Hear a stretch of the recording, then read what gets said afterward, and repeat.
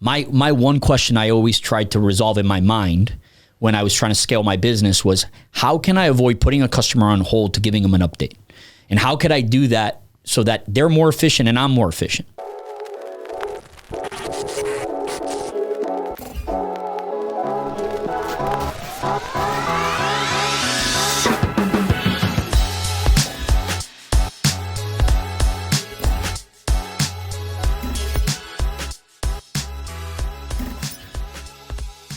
Hey, transportation community, this is Luis Lopez, aka the Freight Guru, and today I have a special guest, somebody I've known for a very long time and somebody that's a prominent figure in the Miami community. We got Sal Camarasa. Sal, a little bit about yourself, how long you've been in the industry, as well as just a little bit about yourself, of how we came about. All right. Well, Luis, thank you for having me on, first of all. For sure. So I've been in the industry for about 24 years. And worked in sales, management. I was overseas for about 7 years, based in Europe. So we really worked on a lot of different aspects of specifically the NVO business. So I've been really on the NVO side of the business, on the ocean side. I'm based out of Miami. I work with Eki Worldwide. I'm a head of sales for USA, and yeah. That's awesome, Sal. And today we're going to focus on coloading 101. And in the supply chain sector of transportation, there's a lot of moving parts. And Sal specifically handles coloading for an NVOCC. So first thing, Sal, I want to talk about, what exactly is coloading? So coloading is related specifically to LCL Ocean, right? Which for a lot of the forwarders, large and small, a lot of their salespeople focus on FCL. FCL is full container? Full container, correct. Got correct. It. And LCL is less than container load. So both can be very profitable. LCL tends to be more profitable than FCL, just because there's more involved in first mile, last mile, could be customs clearance for a freight forwarder. But one of the challenges that I find with a lot of the freight forwarders is that their salespeople will always gravitate towards full container, because it's a fairly easy sell. You take the price of the container, you mark it up, and you sell it. On the LCL side, there's a lot more involved. There's an inland to a CFS. The loading from that CFS, sometimes another inland to a gateway CFS. Then when you get to the other side, you have destination charges, you have CFS charges, you have the last mile. There's a lot of different elements, and it becomes a little bit complicated. All right. So Sal, going back to coloading, your basic customer is a freight forwarder, shipper, right, or broker. That's correct. And these forwarders are actually NVOCCs, which is the same thing that a coloader is, right? That legally both would be considered NVOCCs, because in order to move a full box, you have to be an NVOCC. In order to be a coloader, you have to be an NVOCC. Is that correct? Well, this is a really interesting point, and to understand it, you kind of have to look at the history of the USA and freight forwarding, and how for the freight forwarders became NVOs. So at a certain time, there was a clear distinction. You were a freight forwarder or you were a consolidator, and the consolidators were the NVOs.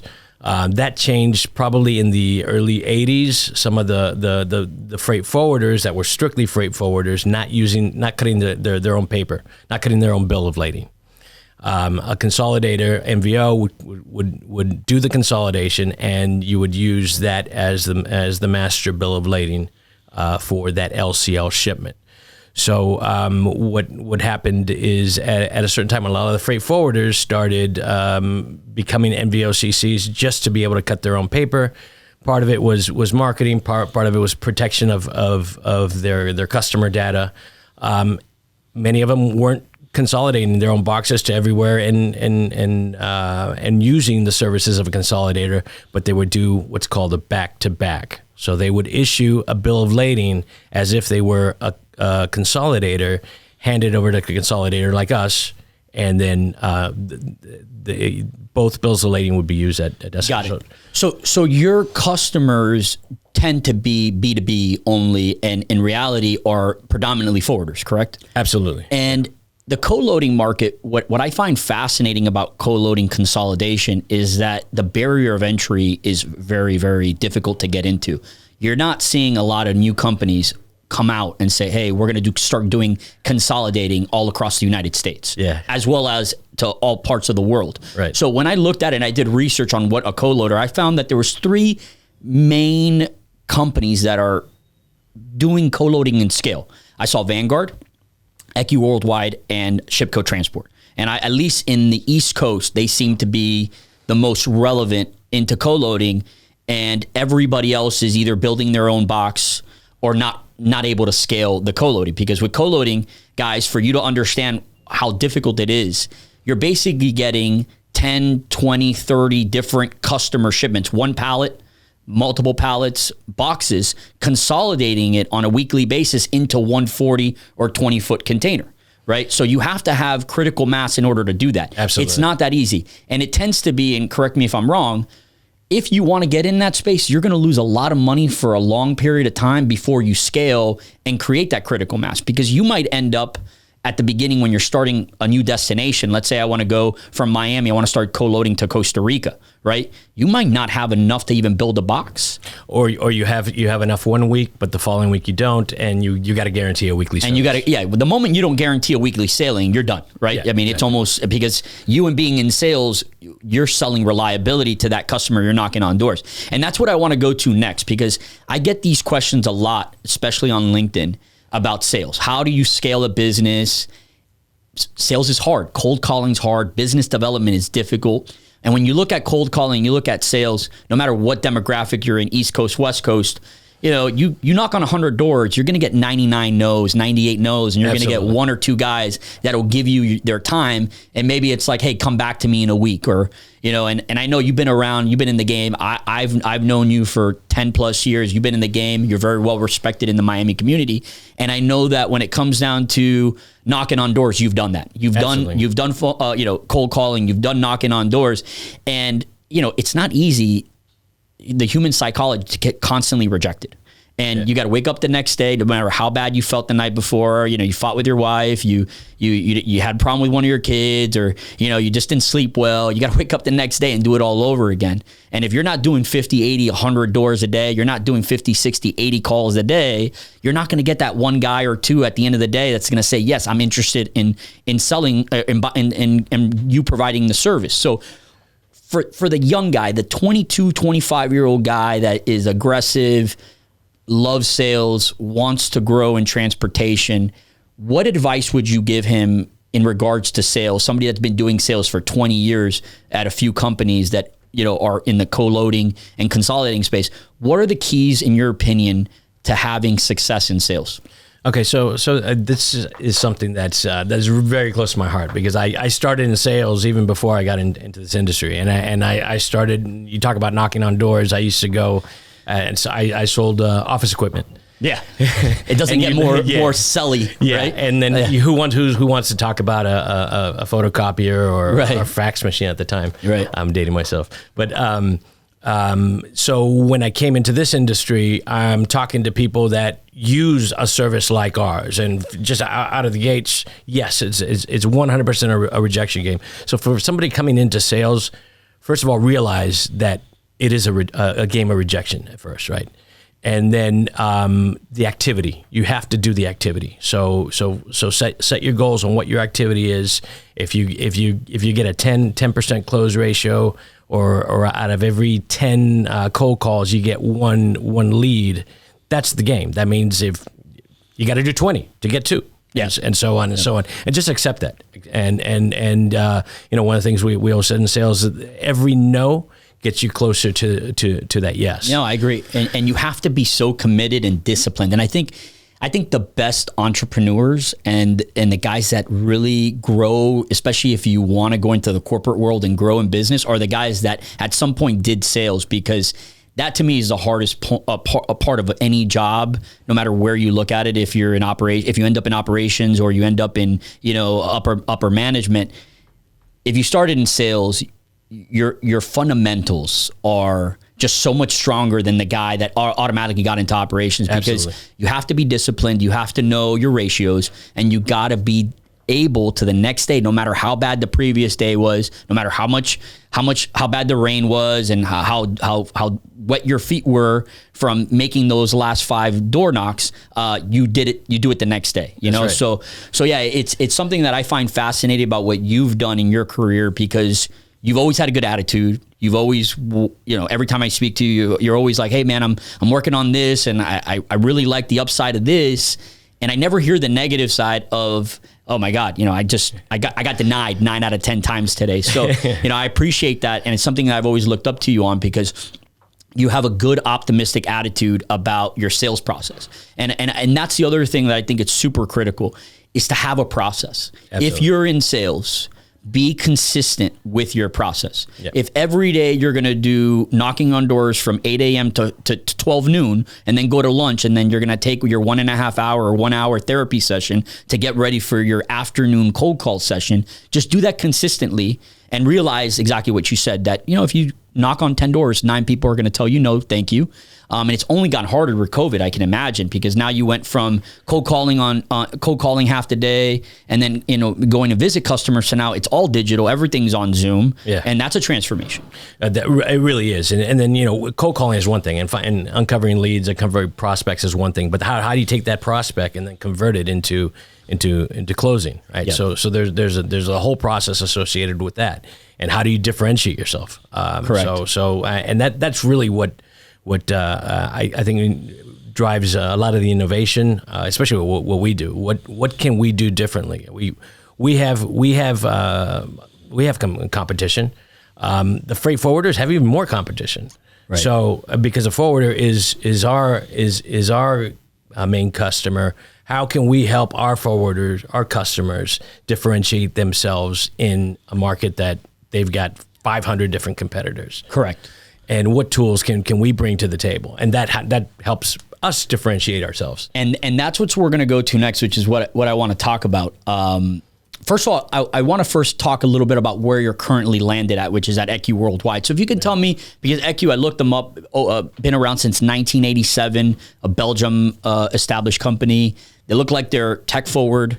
Looks like they're global. Looks like they're only growing.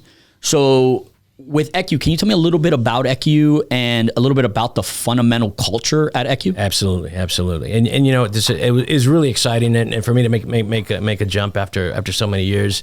I'd been in the market, and people had come to me, but I saw this as an incredible opportunity, incredible organization, present with over 180 countries, with 2,400 direct services on a weekly basis. That's massive. Yeah, it's a massive operation. It really is. I mean, we're one of the largest freight consolidators in the world. Right. And what really attracted me was the culture of innovation, and the culture of what kind of solutions can we provide our customer base to help differentiate themselves. I talking to customers, especially in the last 5-6 months, maybe 7 months. It's like a blur almost, right? Everything that's gone on, but moving freight has gotten a lot more difficult. For sure. So where somebody would normally touch a file 3 times, 4 times, now they're touching it 8, 9 times. Right. You mean an agent, like somebody that's actually processing the order? Yeah, a freight forwarder, somebody. Yeah. So when I talk to, and for those guys that don't know, Sal, if you looked at his LinkedIn, he's worked at Vanguard for 17 plus years? It was 23 years. 23 years, right? So that's a long time at a company. So you don't move around easily. You're not one to move. So if you're going to move, there's got to be reasons, which is obviously fundamentally shows the kind of person you are.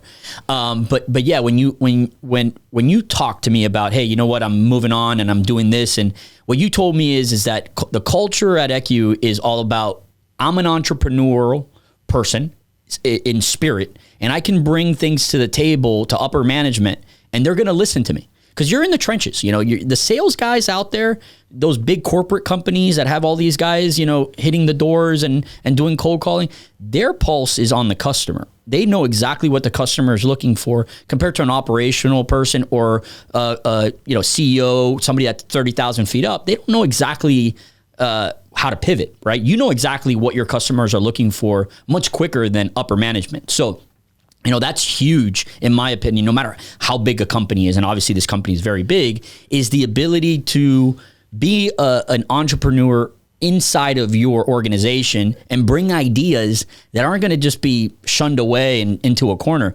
They're listening to you and say, oh, that's a really good idea. How can we implement that, right? Absolutely. And a customer-centric culture as well. So entrepreneur, customer centricity, and what can we do differently? So what I researched, I saw a lot of information about EQ 360. Right? Can you tell me a little bit about, because I'm really into technology and I love the ability. Yeah, I love the ability to digitize. And I think there's also a fine line. You can't just make everything automated.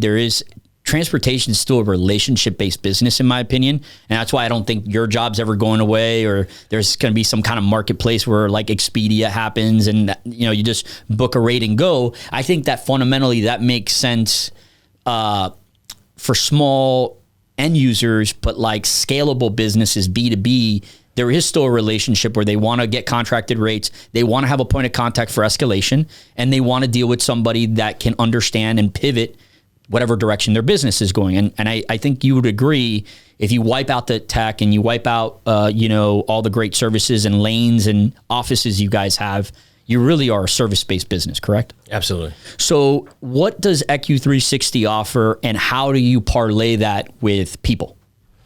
So really, what we were talking about, it's gotten a lot more difficult to move freight. You have people chasing the carriers for information, getting a steamship line on the phone, getting emails returned. So it really is a portal that's going to that makes doing business a lot easier. It puts all the information at your fingertip, and it really is a platform that we're continuing to develop and add more functionality to. So everything from sailing schedule to pushing out dashboards of one of the other things that we found is not everybody has a good handle on their LCL business. What are they actually moving? They know how many containers they move, but the LCL is nobody has that really good data. So having right up front when the customer goes on to EQ 360, they get a dashboard with what they've moved with us and to the different lanes, and that could be pushed out. They could download that data. There's in terms of getting a quote door to door, that's huge in this industry. Normally, what happens is you want to get a door rate overseas. You have to send a message to your agent, wait for an overnight reply, and everyone's gotten used to that. But think about it. If you're a small, medium-sized freight forwarder, and you instantly can give your customer a door rate, door to door, you're first in the door with and you honor that rate every time. So that rate's in there and it's good no matter how volatile the market is. That rate's factor. Wow, that's crazy. We have door pricing available globally in 52 different markets. That's insane. Yeah, because which is going to be our next topic. It's the mayhem that's in ocean freight rates, right? Like it's insane. I've seen, and we recently talked to City Furniture. They have already signed up all their contracts for next year. They normally would wait till like the very last minute, and they signed up their contracts right away because they realized that it's not going to get any better. And so in coloading, you have all these variables. You have final mile, you have first mile, you have bunker fees, you have ocean freight rates, you have all these variables, and the ocean freight rates right now are super bullish. They're only going up. Outside of the contractual rate, once you go into the spot market, you're looking at 50-60% increases compared to last year. So it's insane. And obviously you having the critical mass as a company, EQ, you have deep relationships with these carriers. So I'm sure you have a lot more leverage than most people that are booking, one or two boxes to a certain destination. You guys are booking thousands, right? So where do you see the state of the market today if you can forecast, and I know I'm not holding you to this, but quarter 4 of 2021, do you see it going up? Do you see some kind of stability happening in the near future? And how is that good or bad for ECU? Is rates going up a good thing for a co-loader, or is this something that in reality there's a balance where rates going up this drastically isn't good for the market? Well, there's definitely a balance, right? So rates being where they were in certain markets, Trans-Pacific, I mean, we're talking about the most volatile, one of the most volatile. And Trans-Pacific, you mean Asia, correct? Asia, yeah. For those that don't know, Asia, Trans-Pacific. So, definitely the most volatile market right now. Lead times are 6 months, 3 to 6 months in order to get POs into these manufacturers, and then 3 to 4 months in order to get freight, correct? So aside from the pricing that's gone up, I mean, we've seen container rates of $18,000 from China-based ports to East Coast. Compare that to pre-COVID. What would be 6,000, 4,000, 5,000. So that's a 3x. It was, you know, we're going to be in this environment, to answer your question, we're going to be in this environment up until at least Chinese New Year. So until quarter 1 of next year. That's what you're forecasting. 2022, sir. Yes, that's a long time in freight. So and then the other part of the question is it good? Is it good or bad? Look, it's a situation that makes it difficult to move freight. And so what do we bring to the table to help our customers move freight, be competitive, and provide that information to your customers? So it's very normal right now for something to, like you were talking about lead times, right? The lead times have been pushed out. Normally, right. you pay the rate, you get on the next vessel. Right. Well, we've got there's markets that are 6 to 8 weeks booked out completely. Right. So going back to lead times, what's really remarkable about these lead times is that if you're in procurement, right, and you're a manufacturer in China and you're dealing with the distributor or an end retailer here, your procurement now has changed from where you're posting and pushing POs once a month or twice a month to now you're forecasting, you're doing it every week, and you're knowing now that you're not going to get that product for 6 to 8 months from when you put a PO in the system. And from what I've read, I've seen that a lot of the problems in China in the Asia market is the domestic first mile. There's a lot of issues with getting product into the DC for loading. So there's a lot of delays there as well. So you guys handle that process, first mile and last mile. So you're actually building relationships with carriers in the first mile in order to get the product to the DC for loading. Yeah, and you know, if this is really a perfect storm environment that we're seeing right now. So it's not exactly one thing or the other. It's a accumulation of everything. You know, there was talk for 2 months ago about in May, June we'd start seeing a little bit of softening. And then you had the incident with the vessel in the Suez Canal. The Suez Canal and equipment shortages, and that just pushed everything out. So we really are in a perfect storm environment right now. It's going to take a while to dig out. Eventually, the rates will settle into something that's sustainable. Some of the pricing has gotten to levels that. And when you say sustainable, do you still think that the ocean freight carriers need to be very profitable in order for service levels to stay consistent? So, you're seeing all these, as I remember in 2018, there was a lot of mega ships that came into the market, and, this is ultimately supply and demand economics 101, right? Where if there's more demand than supply, the rate goes up, and if there's not enough demand, the rate goes down. So I remember 2018 was a soft market, and there was capacity. Rates were bearish, and customers were bullish, and not a lot of co-loading was happening. Everybody was loading their own boxes, and the ocean carriers were losing a lot of money.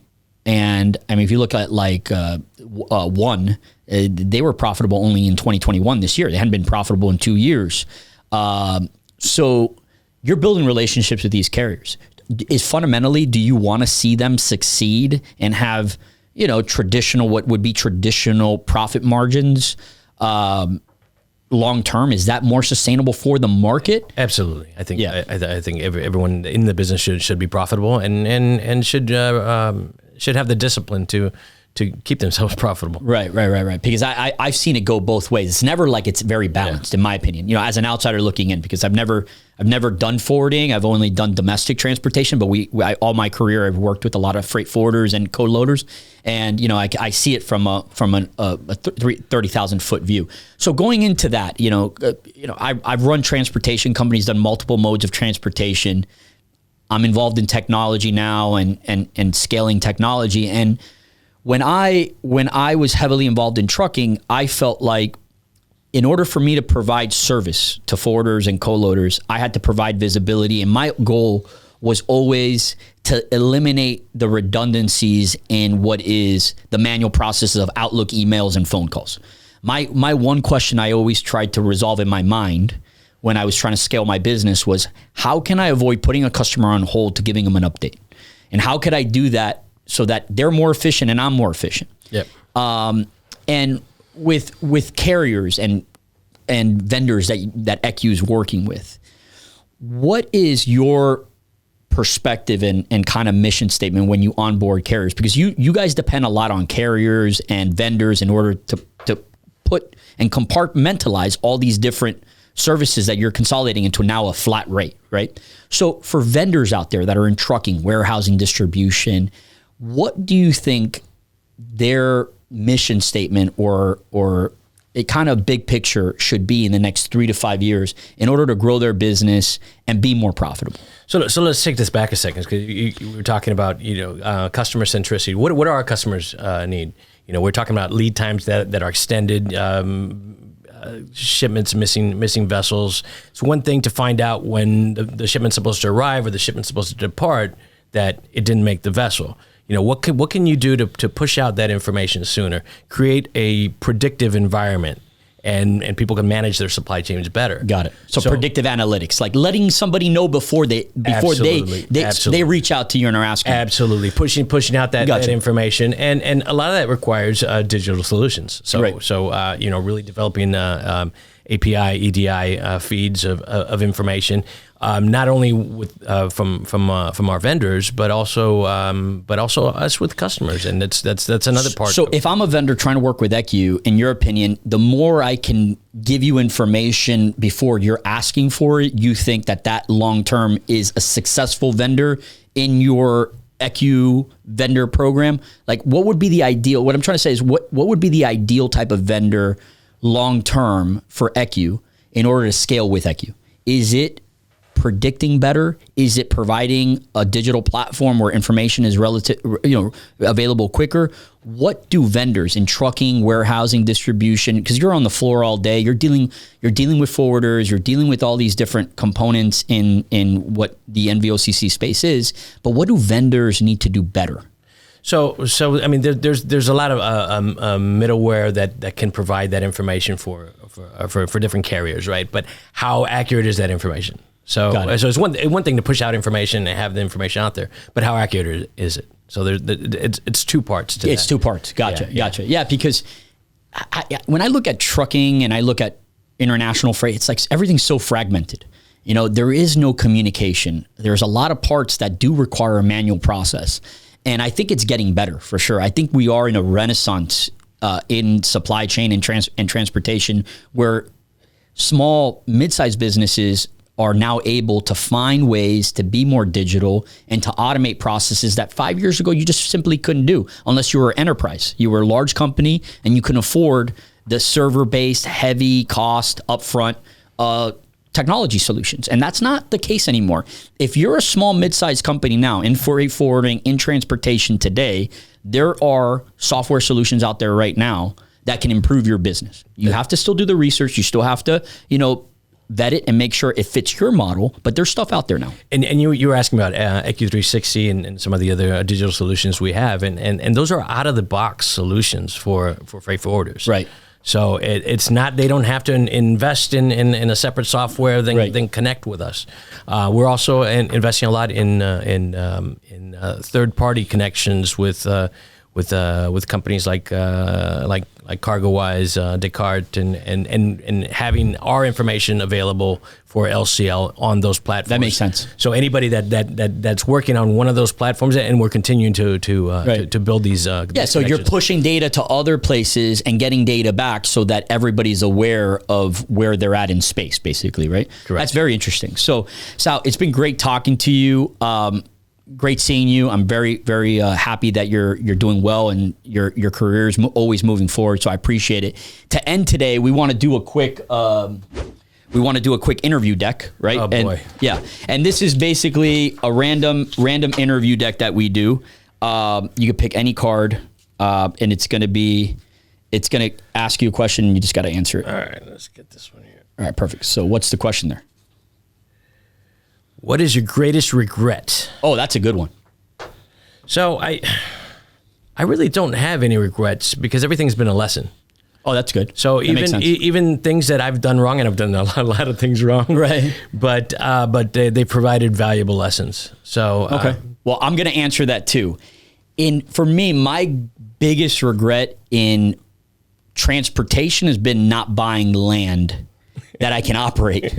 It's because truck parking now is almost impossible to find, especially in the Miami market. Every market that I've been in where I've had a yard, I've had to move out of that yard because they don't want to have truck parking. So my biggest regret in 20 years, almost 19 years in transportation is not owning my own land. I've always rented. I've always been of the model that I'd rather rent the Publix model. For those in the East area that, since I've always been asset heavy, never wanted to own anything because I felt the liability was too great to own anything. But nowadays, land value is only going up, especially Miami. There's an influx of New Yorkers, Californians moving to Miami. I think it's like 900 per day that are moving to Miami or per month. It's crazy. And you could see it in the traffic, and I can tell you that congestion is leading to delays in the domestic trucking market. So yeah, that's my biggest regret. But Sal, it's been great having you here and talking to you, and I wish you all the success, guys. This is the Freight Guru here. Please subscribe to my YouTube channel. If you have any questions, please feel free to reach out. I've provided Sal's LinkedIn as well, so you can reach out to him as well. Have a great day, guys. This is the Freight Guru signing out. Thanks.